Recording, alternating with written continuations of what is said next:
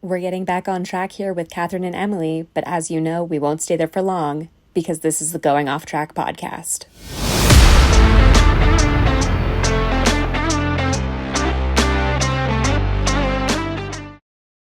Hello, and welcome back to the Going Off Track podcast. I am Kathryn, that is Emily, and Emily has a different background again.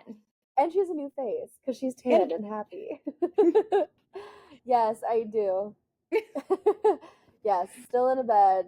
Can't quite quit the bed podcasting, but I am on vacation this week after my absolutely hectic work schedule since like October. Finally got a week off. So I am actually in San Juan, Puerto Rico this week, which is really exciting. So it's really nice. But Kathryn, I think you would absolutely die. The sun is so strong. Yes, yeah, I some of the pictures that you posted, I'm just like, I'm glad to be indoors. I am glad to be, my sunburns are fading back to my usual pale. Like I'm happy. And I normally tan very, very well, but like even here it's super strong. And I keep seeing like these pasty pale people laying on the beach without an umbrella. And I'm like, what are you doing? Seek shelter, go inside, Oh my God. run away. I'm like, you will regret everything you're doing. But yeah, lovely place, great food. I'm obsessed. It's first time I've ever been here, and I'm ready to move here. So Amazing. At least the Wi-Fi feels a little bit more stable than when you were in Argentina. Oh my God, I know. That was something that I was worried about. I was like, I wonder how the Wi-Fi is gonna be, but no, it's pretty good. So Yes. Okay, and in other news, have you, and I do mean the listeners, have you watched The Seat yet on Netflix? I know some Because of you have, because I've gotten like some of my friends have reached out and they've been like, "Do you know that you're in a Netflix documentary?" And I'm like, yes, we "Yes, do. I actually do. Thank you." They're like, "Oh, is that what you were at in Miami?" I'm like, "Yes, it is." Yes.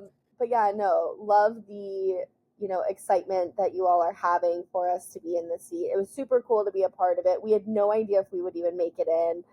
So really fun to see us. Everyone's been like screenshotting me and my big Stanley, and they're like, "This is your Netflix debut, Emily," and I'm like, "I Yeah. know." Happy to be here. But yeah, if you have watched it, you have thoughts, comments, let us know in the comments. If you haven't watched this yet, you have to Go watch it. us. Go watch it. And some of my friends want to do a watch party when I'm finally back home, and I'm like, oh my gosh, Do they're it. so sweet. So we'll probably do that. So I'm very excited about it. I know, Kathryn, you're super excited about it too. Collectively, we're over the moon. Collectively, yes, it is still awesome. I'm still wrapping my head around it, and I'm also getting texts of like screenshots of people watching on their TVs, and I'm like, that's my face on Netflix. That's Yeah, wild. it is. And you would think I would learn my lesson and be like, Emily, don't look homeless, but unfortunately, there's just no helping me with humidity here. So You're this also is on what we're dealing vacation. with. I'm also on vacation. Yes. Yes. So even though I'm on vacation, I have not gone completely dark, and I'm still wildly aware of the dumpster fire that continues to be Alpine, and I've been dying to talk to you about it. Yes. So excited. We have not talked about this. No, we're all. just like raw dogging this conversation, and I'm so excited because I have a lot of thoughts and feels, and I feel like we'll align on a lot of them. But let's start with, I guess let's just start from the first domino, because I think that makes the most sense. Even though I'm most excited to talk about like the third domino, let's start at the beginning. So Yeah. News broke right after Miami. I want to say like Monday, Tuesday, that Oli Oakes is out. He has resigned from Alpine, no longer the team principal. Boom. And then like some weird stuff happens with his brother, and now we can't find him, whatever. I'm not super concerned about that, but I want to talk about the resignation. I'm a little upset this didn't come spa weekend, because now we're breaking tradition, but I'm not at all surprised. Yeah, they were very emphatic about like this did not have anything to do with any issue between Flavio Briatore, who was actually in charge, and Oliver Oakes, who was told that he was in charge. And even with the situation going on with Oliver Oakes' brother, who was arrested with lots of money somewhere in the UK, I still think that obviously that is a reason why you could want to resign, especially because Ollie Oakes' brother is co-director of High Tech GP, which is the Formula, or not, the lower series team that Oliver Oakes had taken over the years from actually the Mazepin family. Yep, we're bringing that name back in.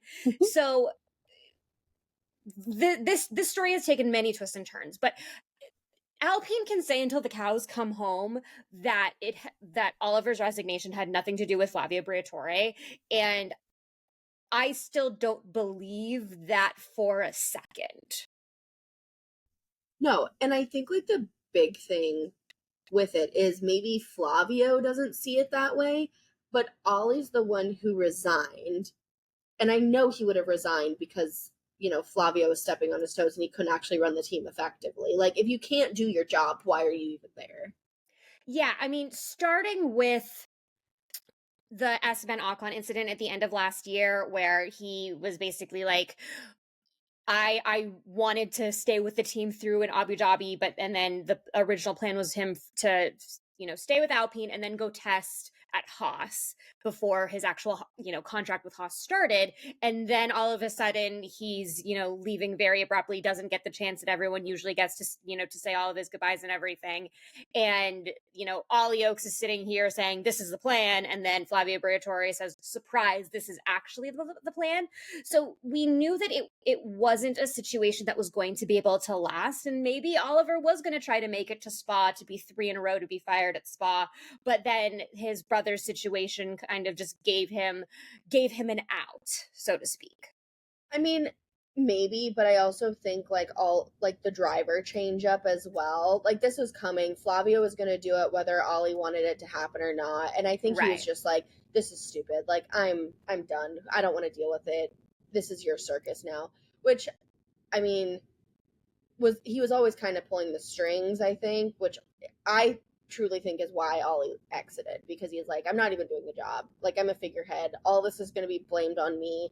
There's issues going on. Like, why would I be here part of this team when I'm not doing anything, when I have other things going on? So I just think it's so interesting too how Flavio has like wormed his way back into this position after being banned from F1.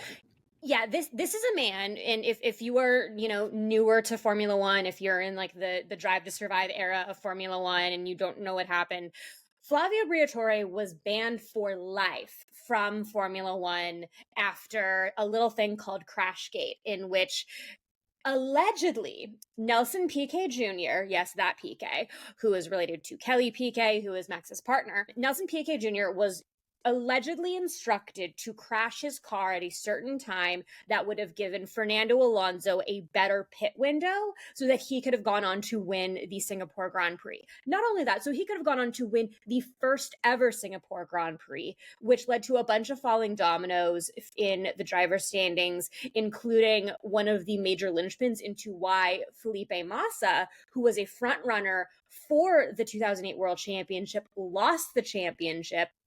There were a couple of other things, but basically, if you hear the name Felipe Massa and the other words of lawsuit against Formula One, it is because of what happened at Crashgate, among other things.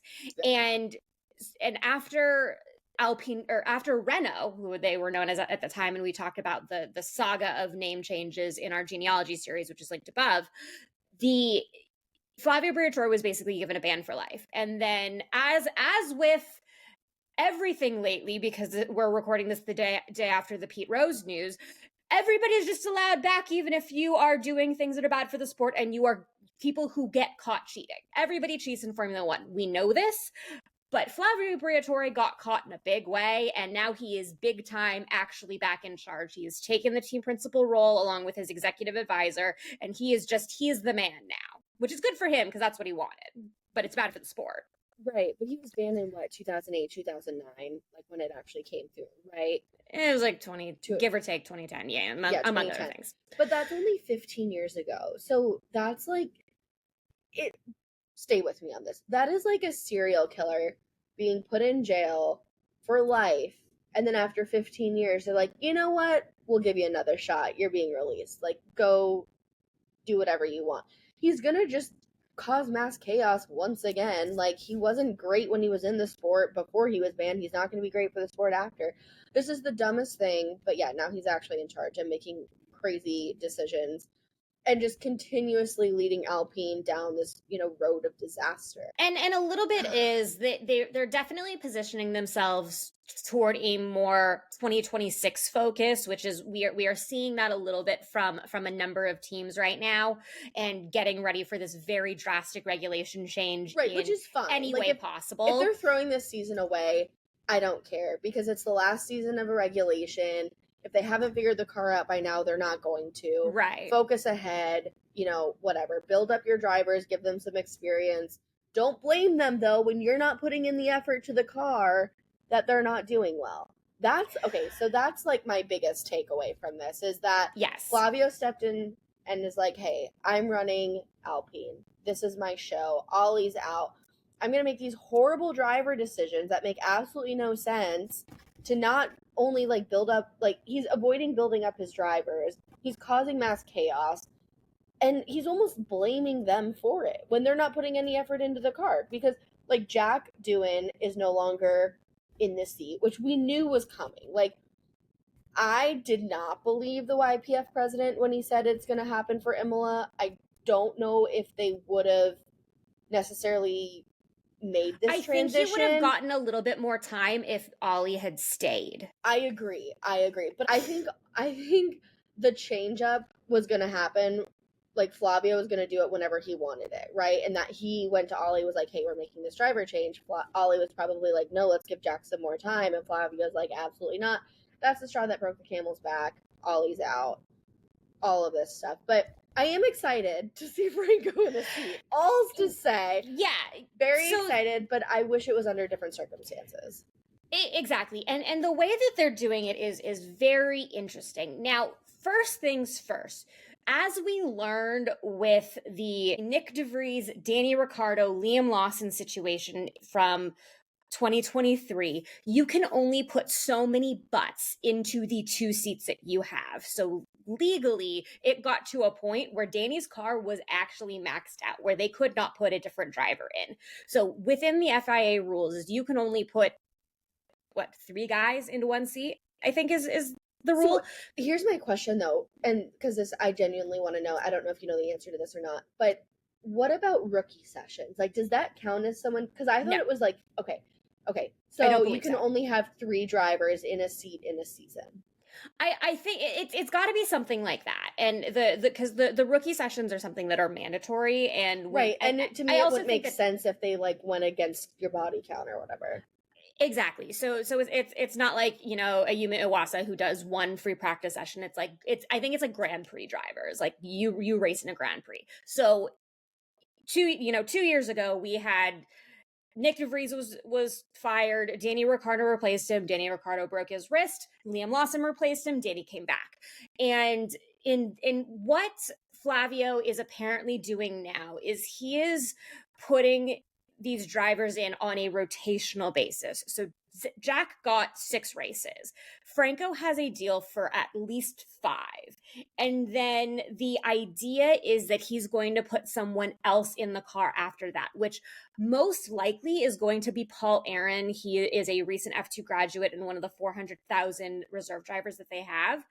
But if they put Paul Aaron in the car for, races, for that set of 5 races, then he's going to have to go back to either Jack or Franco for the last stint of the season. And then there's the question of like, is that happening, or is Franco just back in the seat for the rest of the year?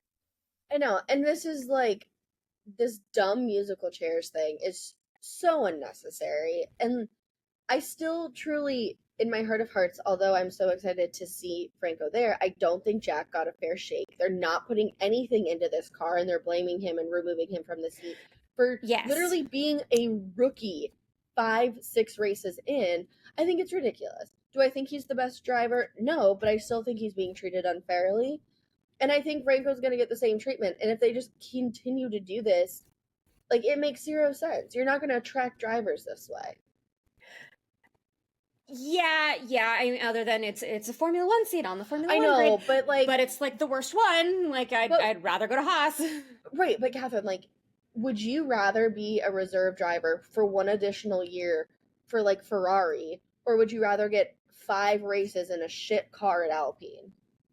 Like, that's what I'm saying logic-wise. Yeah. Like, I would rather... I'm just like, I'm trying to think of it as like somebody who's like, I'm trying to put my mindset of like somebody who is like their one aim dream in life is Formula One. My one aim dream in life is to overthink things to death. So I'm trying to put myself in like in the mindset of a Formula One driver who is probably gonna be like, I'm gonna take every opportunity that I can get. And this could maybe not be awful for Franco, because we have to remember that Franco came on and like Right, with so a vengeance. For Franco, I think it's fine because we've already seen a little bit of like what he can do, and it was like semi-positive, right? Towards the Yeah, it's like end. he did well, and then he also cost Williams a ton of money that they really couldn't afford after all of the money that Logan Sargent cost them, which also kind of knocked Franco out of the running allegedly with Red Bull. So this could be good as it gives Franco 2025 current car reps. Is it good for his career as a whole? That remains to be seen. With can he get to somewhere that is going to commit to him for a full year? Is Alpine ever going to find someone that they can commit to for a full year? Because it's this back and forth seesawing nonsense that is causing us all of these problems that just like it makes the team look like a dumpster fire. Yeah. And I mean, I think I know I've said this before. I don't know how much, like, yes, I agree with you. It's still to be seen how Franco's going to do and what this is going to do for his career. But I just don't know how, 5 additional races in a car that is not up to par, how that's really going to do. You know what I mean?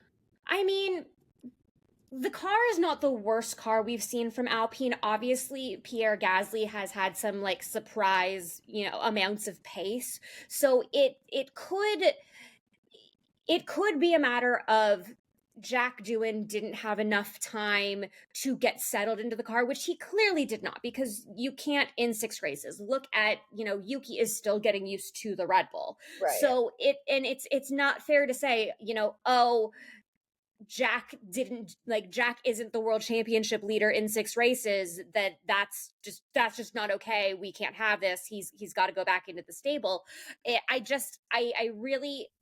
I don't know how much of a benefit this is going to be, and it could be okay, and it could just be like Alpine is just awful in general, like morally. Yeah.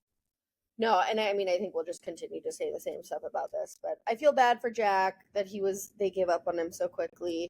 I'd like to be able to see him back in the seat, but who knows? I mean, I guess my biggest hope for Franco is that he does really well and they just continue with him for the rest of the season, but who knows what Flavio's thinking, so. Exactly.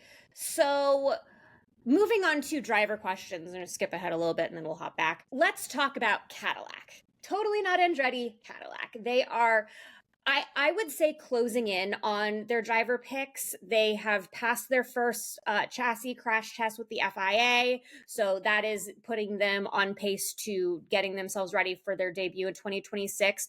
And the reason why I see that they're closing in on their picks is I think that they have decided to go on a route of former F1 driver or F1 adjacent rather than IndyCar. It came out yesterday that Colton Herta, he was a name for one of the AlphaTauri Red Bull V-Carb seats a couple of years ago, but the FIA was not willing to grant him a super license exemption. And he has confirmed that he is not in the running. He's going to stick with IndyCar. And I believe it was FP1 in Miami, the Cadillac team principal was on with Sky, and he was kind of asked like, what are your thoughts on an American driver? And he really kind of said, we would love it, but we're not overly focused on the American aspect, which really the answer is that there's not an American driver who is capable of driving the car well enough for the type of debut that Cadillac needs after all the years of songs and dances and, the Andretti and the not Andretti part of getting them to the grid. So they need to make a splash. And so in my opinion, the front runners that I am seeing right now, and there could be a few more names, but right now it's Sergio Perez, it's Valtteri Bottas, it's Zhou Guanyu, and it's Mick Schumacher. Yeah, and I mean, I think I mean, they're going to put everything behind this, right? They're spending a ton of money to get into it. So they're not going to just, like you said, get an American to have an American. Like, they're going to pay out the nose for a driver, which is why I think it'll be Checo and then someone else. I really think that Checo is going to be like their superstar who's going to just usher them into this new, chapter for them, and the new chapter of F1 with another team on the grid again. So I would personally like to see Mick Schumacher back on the grid. I don't think he got a fair shake when he was on a few years ago. I think he did a lot at Mercedes with the sim and testing and things like that. He got to learn from Lewis Hamilton and with Toto. I think that he probably needed more of that before going right to the grid. So I hope that he's matured as a driver a little bit and that he can come back. I think, and he's having some moderate success in endurance racing right now. He's doing endurance with Alpine. He was kind of, sort of, totally not really in the running for the Alpine seat that went to Jack last year. Maybe it should have just gone to Mick in the first place. I don't know, but I would love. Obviously would love to see a Schumacher back on the grid, that Schumacher specifically. And I think that a Checo Schumacher seat could be a great start for Cadillac with two big names and at least one driver that we know has shown his ability to be successful in a Formula One car at the highest level. Right. And I honestly think Bottas would be like the personality hire, which maybe they need that, right? Because Checo brings nothing to the table. So maybe they do need some type of recognition. I also could see Zhou being a really interesting pick. We've talked about it before. He brings a lot of money out of China, and they might just need money. So that could also be an interesting one. But I think for sure, I really think Checo's like not willing to admit that his career is over. So I think he'll if they're offering, Checo will take a contract. So I think that's a guarantee. The other thing going for Zhou Guanyu is he's currently a Ferrari reserve driver, and Cadillac is coming on as a Ferrari customer until General Motors is ready for their engine entry in 2029. So it could be a little bit of like, hey, you're going to use our engine. Do you want to use this driver that we have available with F1 with more recent F1 experience than Mick Schumacher? So that could be another very valuable, viable option of like a Perez-Zhou Guanyu pairing. Yeah.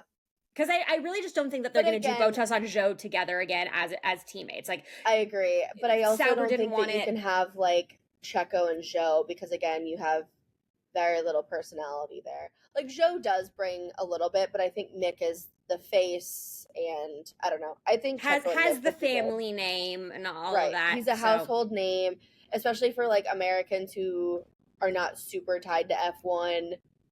Like, to get the draw of American fans being the American team, having Schumacher, that makes it interesting. So we'll see. It'll be very interesting, and I think that we're gonna start hopefully we'll get something in August during silly season.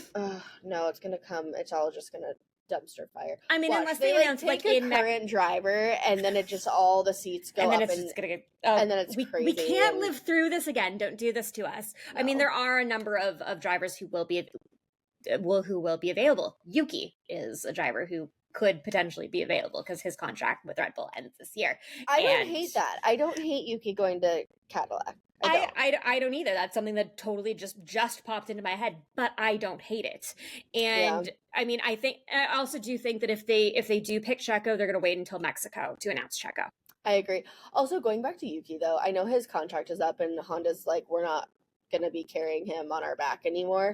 I think he actually works well with Max, and he's a good teammate to Max, and I think that is more important to Red Bull than a lot of things, because like if he's willing to drive the car however Max wants it set up and he'll make it work, I think that is half the battle with finding a teammate for Max. And I think like he's still settling into the car. I think we're going to see him really improve like the latter half of the season. As long as he can do something, I think he'll stay at Red Bull. Yeah. Staying at Red Bull has never been more of an option for Yuki, and I think it would take a lot for something like Cadillac to like entice him away. If he had stayed at VCARB, Yuki would be out at the end of this year and he would be completely going elsewhere. But the fact that he's at the Red Bull seat now definitely means that he is more likely to stay at Red Bull. Okay. we could talk about contracts and driver seats for hours and hours and hours. But Forever. I am very excited to see how things move. Something else I'm very excited to see as well. Well, I'm excited for reasons maybe not what you're expecting, but the F1 movie trailer for the F1 movie that is called F1, which Yes. is the dumbest name. We have more of a plot and more words and more of a trailer, and I'm excited to see the final product. Like, to be completely honest, Ryan Tenner did a lot of the soundtrack. He's done all of the big blockbuster soundtracks, so I'm really excited for that. It sounds like they're putting a lot behind this. I don't know. I'm excited. I'm just excited, or maybe anxious to see it, to see if it goes well or not. But I don't know. I'm just really happy that they remembered that there are two drivers in this team that the movie is focused on, and one of them is not Brad Pitt. Damson Idris, who is the other driver on the team, or he plays the other driver on the team. He actually showed up at the Met Gala in his race suit and a Swarovski crystal encrusted helmet that looked amazing, and the suit under the race suit also looked pretty good. Okay, so here's the thing. I thought it was so tacky that he took the opportunity to like hawk advertising for the movie. I don't think he had a choice. No, but I think that's so tacky, whoever made that decision. Like, it did not go with the theme. He looked great once he took it off, but I was like, this is cheap, this is gimmicky, I hate it, it's stupid. I like the suit under. Yes, time and a place wasn't great. No, Lewis on the other hand, Lewis killed it. Lewis always kills it at the Met Gala. Oh my god, he was so perfect. Yes, he can do no wrong at the Met Gala. Going back to the F1 the movie newest trailer, I have a lot of thoughts, and since we could talk about all of my thoughts and opinions for years, I have written a little Instagram carousel that I'm putting up on our Going Off Track Instagram account, going.off.track, with all of my thoughts that I thought the first time I watched the new trailer, including yay, they remember that there's actually multiple people in this movie, and also my thoughts on Carrie Condon's character, because I have so many thoughts on her character. So go over to the Instagram, tell us over on Instagram what you think of the trailer. Are you excited to see it? When are you going to see it? I'm probably going to try to see it as soon as possible in the midst of, running a summer camp. But I am very curious about, is this going to be a good movie, or is this going to be a movie with lots of driving scenes in it that are exciting? Yeah, I don't know. And honestly, the jury's out for me. Like, I'm just excited for it to come out and so that we can see it. I don't know if it's going to be good. And I'm not going to be like, oh, I'm so excited because this looks good. It's more, I'm excited because it's an F1 movie and it is what it's going to be. It's F1 advertising. And I don't know if you saw this a little bit in the trailer, because I did watch it pretty closely. But there was at one point where the Apex GP car overtakes a Red Bull, and I slowed it way down to make sure that, yes, it was Checo's Red Bull that got overtaken, and I thought you would appreciate that. I'm so glad that he's made it into this movie in a negative capacity. Yes. So go over to our Instagram for that. Also go over to Instagram for my thoughts on the F1 The Academy trailer release, because they dropped that as well. That is coming out on Netflix on May 28th. I am so excited to see what they're doing with all the behind the scenes of the F1 Academy. I think this is going to be really good for them to have this little series. And the more that we can do to market the F1 Academy, the more the F1 Academy is going to grow. Yeah, and I'm excited that it's being done by such a great production company, Hello Sunshine, Reese Witherspoon's production company. They do really great documentaries, they do great movies, they do great series. So I'm glad that there's like a reputable, producer behind this. So it should be good. I'm excited to see it as well. Yes, I also have thoughts on that trailer, which you could also see on our Instagram account. But before we move on to talk about Imola, we have one more dumpster fire to discuss. And but it's totally fine, because we don't want to talk about Imola anyway. I mean, there's really not a lot to talk about. News down your throat. Yeah, but this is just... The great granddaddy of dumpster fires is the run-up to the FIA presidential election. As we know, Mohammed bin Sulayem, no one's favorite president except himself, is obviously going to run for another term, and everyone's like throwing names left, right, and center of like, who can unseat this man that no one wants in charge? And for a while it was Susie Wolf, and now the prevailing name is Carlos Sainz Sr. which I love I'm this. obsessed with. I love it. He has connections with a ton of teams. He's been a driver for. He's still a driver. He still races rally, and he's like 60 something years old, which is insane. I love this. I think he's great. I think the family has a lot of history within racing. I think he understands a little bit more from a driver and team perspective than maybe, Muhammad does. I love it. I think it's super exciting. He has my vote.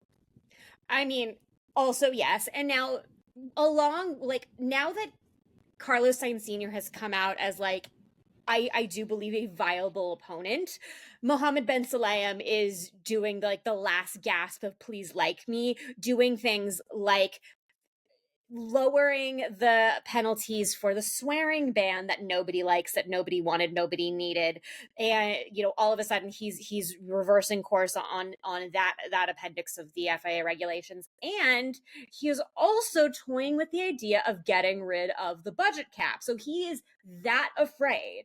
He's that desperate that he's trying to gain favor. Yeah, it's so dumb. I think it's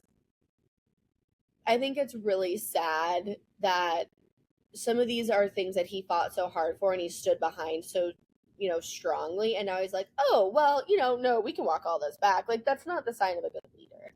No, you can pitch it as oh, I'm listening, whatever. But I don't know. I just think he's past. His time has passed to be that. He's so desperate to be like, oh my God, that's the FIA president over there. When you need somebody who's like, who is the FIA president? And you want somebody who's actually doing the work and not trying to be the front and center guy. And that's something that he has chosen not to take that route. And that's something where I could see Senior will be present if he's president, but he's not going to be like, hey, what's up? I'm Carlos Sainz Sr., the FIA president. I am here. These are the sweeping, big news things that I am making this week. And the other reason why I think that Senior is so valuable is the FIA president is. He's been doing a lot of power consolidation over the last couple of years of his tenure that people have really not liked, where people are leaving, people are not being replaced, and he's doing a lot of things that basically make it harder and harder for him to be out of power, ousted legally, things like that. And one of the things that I think that he's trying to do is basically make it say that he, as the president, is the only person who can determine who can run for president. And he's trying to regulate it in a way where he could say that if there is any type of perceived conflict of interest, obviously Carlos Sainz Sr. is father of current F1 driver Carlos Sainz Jr., which I personally think is a lot less of a conflict of interest than Susie Wolff, who, if she were president and happens to be married to Toto Wolff, who is the, part owner of the Mercedes F1 team, that's a really big conflict of interest issue there that Carlos has made it very clear, Junior has made it very clear throughout his career that he wants something separate from his father. So I really don't think that Senior is going to come up and call Junior and be like, hey, what do you think of this regulation that we're toying with? Yeah. And if Carlos Sr. can't run, it's just it's so dumb. He's clearly doing all of this just for his benefit and his benefit. Exactly. And if Carlos does not end up running, it's because Mohammed Ben Sulayem made it so he can't, which makes it fundamentally unfair. And obviously, fairness is not a part of this. But fundamentally, he is turning this into a situation where, Bernie Ecclestone was the king of the FIA forever, king of F1 forever. And, it was pulling teeth to get him out of there. And, we're still recovering from all the things, the sport is still recovering from all the things that he had done that were bad. Yeah. So. Interesting thing to keep monitoring. When is the election, or when do they decide? I think it's the end of this year. I think it's December. That's what I thought. I couldn't remember not soon enough during the summer break or not, but. Oh, well, you know what else is not soon enough? The end of Imola weekend. Yes. Worst race, dumbest track. We've outgrown it. I'm over it. Yeah. But if we never have to talk about Imola again, I'll be very happy. You would be so happy. Now, Is it a little bit unfortunate that Imola has gotten to this point where it's so much like we know that we're coming into this weekend and we know it's going to be bad? Because this is one of the tracks that, depending on it's gone by the race has gone by a bunch of different names: Imola GP, San Marino, etc. And now the current name of the Imola Grand Prix is absurd and way too long, Emilia-Romagna, whatever. But so it's unfortunate that we're at this situation where like this is a historic track where so many great races have been driven, and now we're like, this is the last year on the of its contract. Let's get it the heck off the calendar and put it something else. That is unfortunate, and it's unfortunate that we in the Drive to Survive era of fans did not get to see Imola in its best days. But you're right. Formula One has outgrown it, and we need to move on. I mean, not only is the track impossible for you to overtake, but it's not exciting either. It's a very boring layout. Even if we, do get smaller cars next year, I don't think it's going to be an entertaining race. It's going to be a parade. We talked about this with Monaco too. Like, have we outgrown Monaco? Yeah, but we keep it because it's Monaco. Imola has had some great races, but it's not exciting like Monaco's exciting. So, and it also brings up the question of like, why does Italy need 2 races? Right. Well, okay. Why does America need 3? Also, yes. Yeah. But it's like Italy doesn't need. Italy does not need 3 races. There are enough races in geographical Europe that are easy for Europeans to navigate, easier than for Americans who have like 6 race options, and they have like 20. Exactly. But something exciting. This is Kimi's first F1 home race.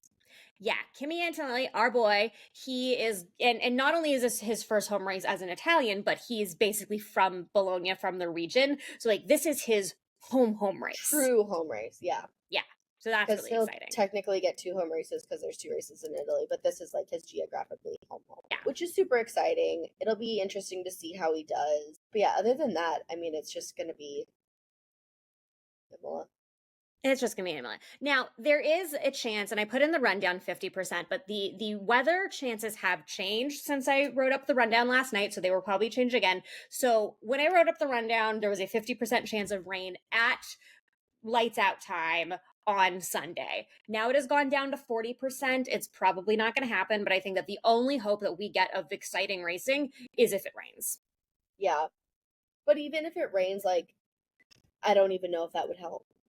You know what I mean?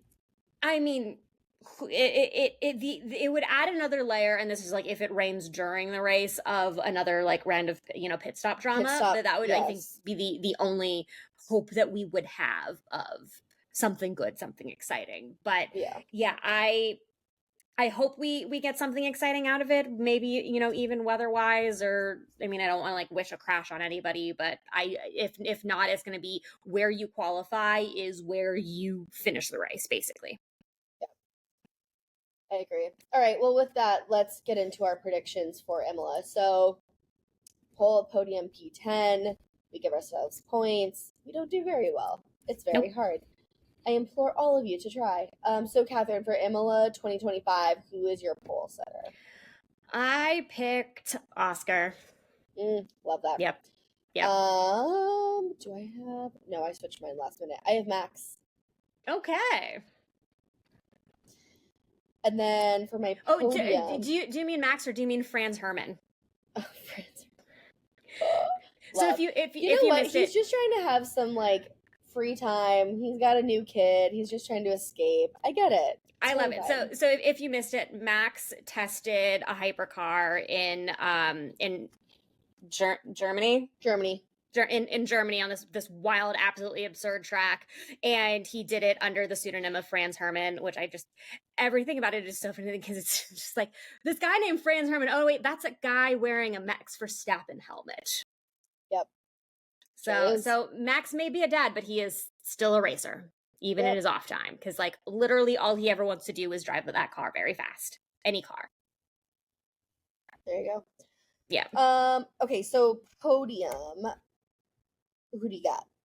I went with I didn't really know what to pick, but I think that if we're gonna go with like the qualifying of two really fast cars and Max, then I'm just going Oscar, Lando, Max. Okay. I have Oscar, so that means he either magically overtakes Max, or they have better strategy, or he gets away at lights out better. But I have Oscar, Max, Kimi. Ooh, we're just like trying so hard to get Kimi a podium. I not only that, but like he does qualify very well. He's raced at Imola before. He's very familiar with this track. I think his qualifying is going to get him on the podium, because it, like you just said, wherever you qualify is going to be where you finish, and I think that's going to be, you know, kind of where he qualifies. So that would be really great. Not gonna lie. I agree. Okay, and then P10 we pick because it's the last place in the standings where you get a point. They get 1 point for P10. We get 3 because it's very difficult. Who do you have for P10? I went with Ollie Behrman. I don't know why, but that's just what I went with. So I had him, and then I was like, you know what? I bet Kathryn's gonna pick him. I feel like you always divert to Ollie. I'm going Franco Colpainto. I'm so excited. I started with Franco, and then I was like, no, I'm not going with Franco because it's his first race back. I'll do Franco like next week. But yeah, I started with Franco, and then I went to Ollie. Yeah, I'm like, you know what? He's going to come back with a vengeance. He's going to come back with a splash. So that's mine. We can only hope that for him. Yeah, like, I know. Leaving aside the Alpine of it all, like for his hopes of an F1 career, I want to see him do well. Exactly. I don't want to see him wearing the blue and pink of Alpine, but I think that he could potentially leverage this of like does a nice little stint at Alpine and then escapes like Ria Hirakawa did. Yep. Yeah, no, I if he can take advantage of this time, I think it'll be good for him. Yeah. So biggest surprise for me is Kimi's first podium at his first home race, which may be a cheap shot because I already put him on my podium, but I still think that'll be a huge surprise if he lands on the podium this weekend. And my biggest surprise is this is going to be an exciting last gasp for Imola, and we're going to have a good race. I would be surprised. Yeah, but I think it would be a bad surprise because it's like, damn, is Imola like kind of interesting? Are they going to add it back to the calendar? No, I really don't think they will for a lot of reasons, and one of the biggest reasons is that these newer tracks are going to have to put up so much more money to get on the calendar that Imola has to. Like Monaco pays nothing to be on the F1 calendar. I'm pretty sure they pay Monaco to be on the calendar. Honestly, it's basically right there. So I really think that financially they're going to be like, yes, you know, South Africa wants to give us 3 times the contract money that you know, Imola wants to give. So like, bye. Yeah. Okay. I'll allow it as long as we don't jinx this. And then for oops, who's doing your oops or your dumb of the weekend? My dumb of the weekend, I think, is pretty obvious. I am going with Alpine in general. It's gonna be a rough weekend for them, especially PR wise. PR wise, it's bad, but then I also think that, like you've said earlier, they're not putting anything into this car, and they're not doing like any service to either of their drivers. Like Pierre can drive until the cows come home, but with the newer drivers in the second seat, it's, you know, they're really not doing anything to actually support these guys, which we've seen from the way that like the you know, the umbrella hook yanked Jack Doohan out of the car. Yeah. So I have Ferrari. I think Ferrari's going to struggle in Italy. It's not their like home race, but it is. It's in Italy. It is. I mean, technically it's also the V-Carb home race because that's where they're based. But Ferrari has been struggling, and I know that I'm pretty sure they're not bringing upgrades. Right? Nope, they're not bringing them for a while. So I just think they're going to continue to like kind of coast this mid pack and just hope for the best. But yeah, I think they're going to struggle this weekend. So yeah, they're just really going and hoping Charles can like pull a rabbit out of the hat while Lewis is learning the car. Yeah. All in all, I'm excited to see Franco back. I'm excited to get some racing. I'm excited to see the rookies in Europe because, like we've said before, these are the tracks that they have more experience on than maybe the ones that we've been seeing them on the beginning of the season. So I'm excited for the rookies, but I'm not excited that it's Imola. But maybe I am also excited because Imola's almost over. So Exactly. Imola is almost over. But I think that is Imola like where like really where you want to, hit it out of the park of your first European race? No, especially coming off Miami, which Miami is never a good race. It's a race with weird moments. So we're probably not going to see a good race until a couple races out. We'll see what Monaco gives us in a couple of weeks. But I think that this will be telling for a lot of teams, just like in general with development and where their development is going to take them, and also where their development is going to stop, and when they just decide to say, screw it, we're focusing on 2026. And we're starting to see that with a couple of teams now, and we're going to start seeing it with more teams as we go on this year. Right. And also, somebody needs to fire Flavio Briatore at Spa. I think he can't fire himself, and I don't think they'll fire him.